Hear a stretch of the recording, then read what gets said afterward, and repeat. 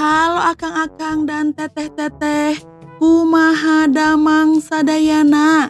Welcome back di Si Neng. Alur cerita yang Neng akan bahas kali ini berjudul The 8th Day of Week.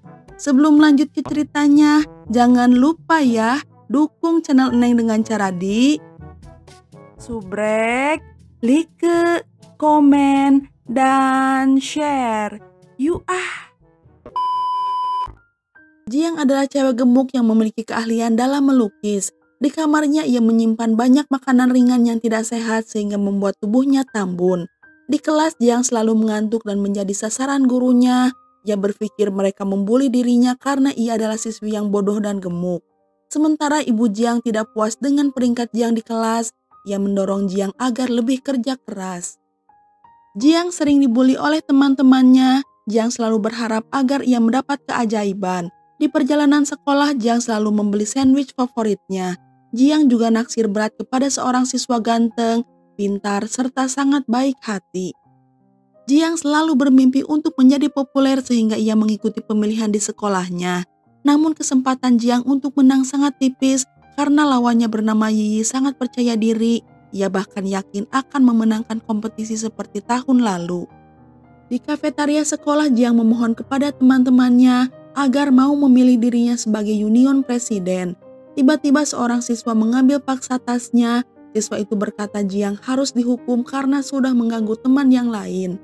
Ia lalu kabur dan melempar tas itu ke sebuah pohon, sehingga tas Jiang pun menyangkut di sana. Jiang meminta bantuan namun ia malah ditertawakan. Ia kemudian dengan berani memanjat ke atas pohon, sementara semua orang hanya menonton saja. Jiang berhasil mengambil tasnya tetapi ia jatuh dari pohon. Yiyi mengecek hasil voting di handphonenya. Ia melihat Jiang sudah mendapatkan 20 voting, sementara ia baru mendapatkan 1 voting saja. Yiyi merasa terancam dan teman Yiyi bernama Zhang Min ingin merencanakan sesuatu yang buruk untuk Jiang. Di pelajaran olahraga, Jiang merasa kesusahan dalam mengikuti gerakan, ditambah olahraga bukanlah hobinya. Saat kembali ke kelas, Zhang Min berkata jika seseorang sudah mencuri dompetnya. Pak guru meminta para murid untuk tetap duduk di bangku masing-masing.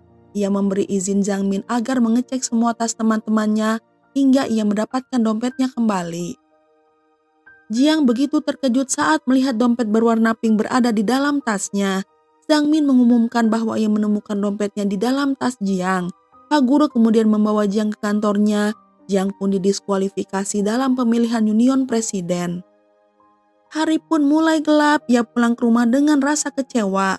Lalu seorang nenek mendatangi Jiang. Nenek tua tersebut seperti mengetahui betul semua tentang apa yang Jiang alami. Jiang penasaran, ia berpikir mungkin nenek itu sudah mengikutinya. Namun anehnya apa yang dikatakan si nenek, semuanya benar. Nenek berkata agar Jiang segera pulang ke rumah lalu ia melambaikan tangannya tepat di muka Jiang. Ia tiba-tiba sudah berada di kasurnya. Jiang pun terlambat untuk bangun. Ia segera bersiap-siap ke sekolah, tapi sebelum pergi ia melihat sebuah gelang di atas meja dan gelang itu bukan miliknya. Jiang memakainya serta menekan sebuah tombol. Gelang tersebut mengeluarkan lampu berwarna biru serta muncul waktu 24 jam dengan detik berjalan mundur. Jiang mencari ibunya untuk berpamitan, namun tidak ada seorang pun di sana. Ia naik sepeda ke sekolah dan berhenti di kios makanan biasa. Ia membeli sandwich, namun ia tidak menemukan paman penjual sandwich. Jiang tiba di sekolah tetapi sekolahnya pun kosong. Karena tidak ada seorang pun di sana, ia mulai menikmati harinya. Ia lalu mencoret-coret tembok di sekolah. Jiang juga makan sesuka hati tanpa merasa bersalah. Setelah itu ia kembali ke kasurnya dengan hati yang gembira. Jiang pun tertidur dan tidak sengaja menekan tombol gelang itu. Waktu kembali seperti semula. Terlihat ibu Jiang muncul, ia membangunkan Jiang. Jiang melihat jamnya, ia lalu bersiap-siap berangkat ke sekolah. Di perjalanan ia sadar apapun yang telah ia lakukan sebelumnya telah menjadi kenyataan. Jiang kembali ke rumah, ia menceritakan kejadian aneh yang dialami kepada ibunya. Namun ibunya tidak percaya dan menyuruhnya untuk beristirahat. Saat masuk ke dalam kamarnya, ia kaget melihat nenek tua sedang duduk di kamarnya sambil menikmati minuman soda. Nenek tua menjelaskan semuanya kepada Jiang bahwa gelang itu adalah gelang ajaib yang memberinya hari ekstra setiap minggu, di mana Jiang akan memiliki 8 hari dalam 1 minggu. dan di hari itu ia memiliki dunia hanya untuknya. Ia pun bisa melakukan apa saja yang ia inginkan. Jiang menggunakan kekuatan gelangnya agar ia bisa masuk ke kamar cowok taksirannya bernama Gubei. Jiang lalu meninggalkan sepucuk surat yang memperkenalkan dirinya sebagai cewek bernama Pai dari luar angkasa. Gubei berpikir itu hanya sebuah prank, namun Gubei kembali menemukan surat yang hampir sama yang Jiang tinggalkan untuk meyakinkan Gubei. Akhirnya mereka berdua mulai intens berkomunikasi lewat tulisan. Selain itu, Jiang menggunakan waktu ekstranya untuk menjadi murid pintar dengan menghentikan waktu untuk memperbaiki ujian sekolahnya. Jiang juga membuat hari libur selama 10 hari dengan menstempel surat legal agar Gubei bisa bertanding sepak bola dengan sekolah lain. Para guru merasa bingung, namun mereka tidak tahu apa yang sedang terjadi. Pak guru memberitahu mengenai liburan sekolah dan para murid begitu sedang mendengar pengumuman tersebut. Di hari pertandingan sepak bola, sekolah lain mendominasi pertandingan. Jiang lalu membantu Gubei untuk memenangkan pertandingan. Di dalam loker, Jiang mendengar percakapan Yi dengan Zhang Min. Mereka membicarakan tentang dompet milik Zhang Min dan bagaimana ia menaruh dompetnya di dalam tas Jiang, sehingga para murid berpikir bahwa Jiang adalah seorang pencuri. Jiang berencana balas dendam dengan mengambil semua dompet milik teman sekelasnya dan memasukkannya ke dalam tas Zhang Min. Sekarang Zhang Min juga dituduh sebagai seorang pencuri. Saat ujian tiba, Jiang menggunakan kekuatan gelang itu untuk membekukan waktu sehingga Jiang dengan mudah mencontek semua jawaban dan membuatnya menjadi nomor 1 di kelasnya. Di kelas, murid-murid lain mengucapkan selamat dan bertanya bagaimana Jiang bisa mendadak pintar. Pak guru juga memuji Jiang. Ia berkata karena kerja kerasnya, Jiang mendapatkan hasil yang sangat memuaskan. Sementara hal itu membuat Yi merasa cemburu. Pak guru mengkelompokkan Jiang dengan murid 3 teratas bersama Gubei serta Yi untuk sebuah proyek sekolah. Kali ini Jiang membuat Gubei terkesan dengan keahliannya dalam melukis dan membuat Yi terbakar api cemburu. Gubei berkata ia ingin sekali bertemu dengan Pai. Jiang tidak memiliki kepercayaan diri. Hal itu membuat Jiang berhenti berkomunikasi sementara dengan Gubei. Meskipun begitu, Gubei tetap setia menanti. Di hari selanjutnya, seorang siswi mendatangi Gubei. Ia bertanya tentang soal matematika, tetapi Gubei tidak tahu jawabannya. Ia lalu bertanya kepada Jiang. Jiang lalu menekan tombol gelang ajaib. Ia kemudian pergi ke kantor guru untuk mencontek jawabannya. Siswi lain mulai mendatangi Jiang dan meminta bantuan. Tidak berselang lama, para murid beramai-ramai datang hingga Jiang merasa kewalahan. Ia pun memutuskan untuk kabur. Pak guru olahraga bertanya apakah ada siswa yang ingin berpartisipasi untuk balap lari sejauh 1,5 km. Yi mendorong Jiang ke depan dan Pak guru menulis namanya. Pertandingan balap lari pun tiba. Jiang merasa lelah tetapi ia menggunakan kekuatan gelangnya dan memenangkan pertandingan itu. Yi begitu marah, ia tidak habis pikir bagaimana Jiang bisa menang. Zhang Min merekod pertandingan di ponselnya. Ia merasa ada yang janggal dengan cara berlari Jiang. Zhang Min yakin ada hal mencurigakan dengan gelang yang dipakai oleh Jiang. Sementara Jiang berkata kepada Gubei bahwa ia sudah siap untuk bertemu dengannya. Jiang mendatangi toko baju untuk membeli gaun putih, tapi harganya terlalu mahal. Ia lalu menggunakan kekuatan gelangnya dan mencuri gaun itu. Di sekolah, Yi dan Zhang Min membuka loker Jiang kemudian mencuri gelang Jiang. Yi memakai di pergelangan tangannya, tetapi gelang ajaib itu tidak berfungsi.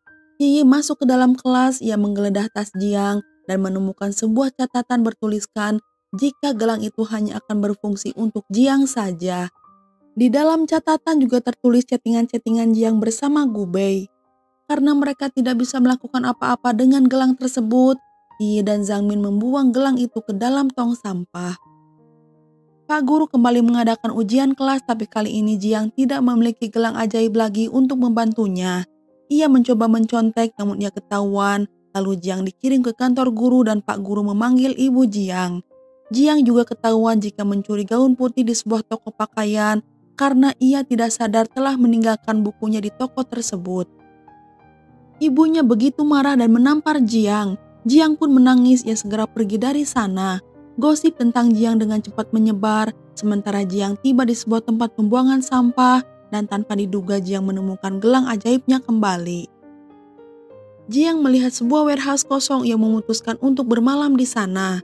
Jiang tidak kembali ke rumah, hal itu membuat ibu Jiang begitu khawatir. Ia pun mencari keberadaan Jiang sepanjang hari. Jiang ingat jika ia memiliki janji dengan Gu Bei. Ia pun segera pergi ke tempat yang sudah dijanjikan. Gu Bei terlihat sedang menunggu sendirian, tetapi Yi tiba-tiba muncul di sana. Ia memakai gaun putih dan berakting mengikuti catatan yang Jiang tulis. Gu Bei berpikir Yi adalah gadis misterius yang selalu bertukar surat dengannya.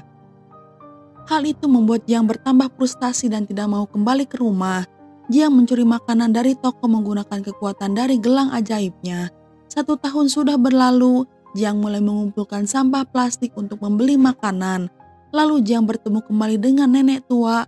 Jiang meminta si nenek untuk mengambil gelang itu dan memohon agar mengembalikan ia ke masa dulu. Nenek mengatakan gelang itu tidak membuat dirinya bermasalah, namun pikiran Jiang yang tidak bersih. Jiang bisa saja menggunakan hari ke-8 untuk mengembangkan dirinya, bukan untuk berbuat curang atau menjahili orang lain. Sebelum pergi, si nenek menyarankan Jiang agar pulang kembali ke rumah. Jiang kembali ke rumah dan membuat ibunya merasa lega.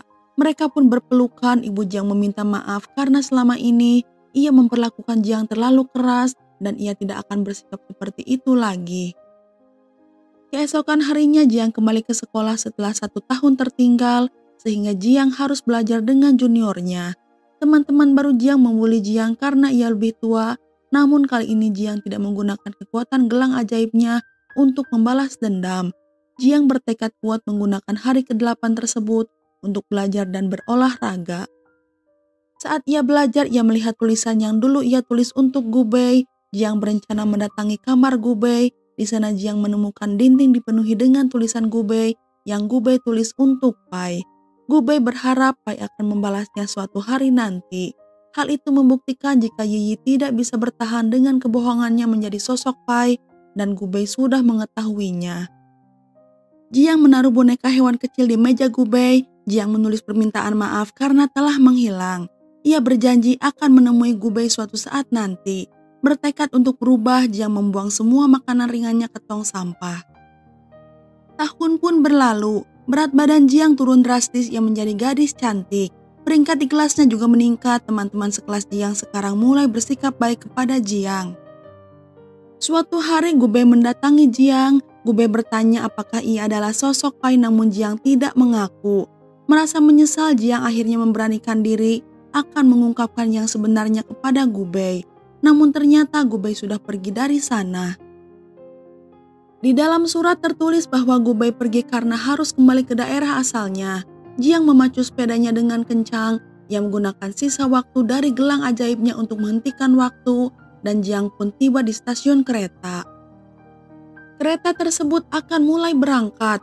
Jiang menemukan Gu Bei yang memberi signal kepada Gu Bei bahwa ia adalah sosok Pai yang selalu mengirimkan surat untuknya. Mengetahui hal itu, Gu Bei begitu syok. Akhirnya ia baru mengetahui Jiang adalah si gadis misterius. Kereta mulai berangkat, Jiang merasa putus asa karena ekstra waktu di gelang ajaib sudah habis dan ia hanya bisa menangis. Jiang kembali bertemu dengan si nenek yang sedang berbicara kepada seorang bocah laki-laki gemuk. Jiang lalu mengembalikan gelang ajaib tersebut. Ia berkata ini waktunya untuk gelang ajaib memiliki pemilik baru. Ia mengucapkan selamat tinggal dengan perasaan bahagia. Dan film pun udahan. Nah, itu dia alur cerita film kali ini. Semoga bisa menghibur Akang dan Teteh semua. Neng undur diri dulu ya. Neng ucapkan terima kasih dan hatur nuhun. You keboy.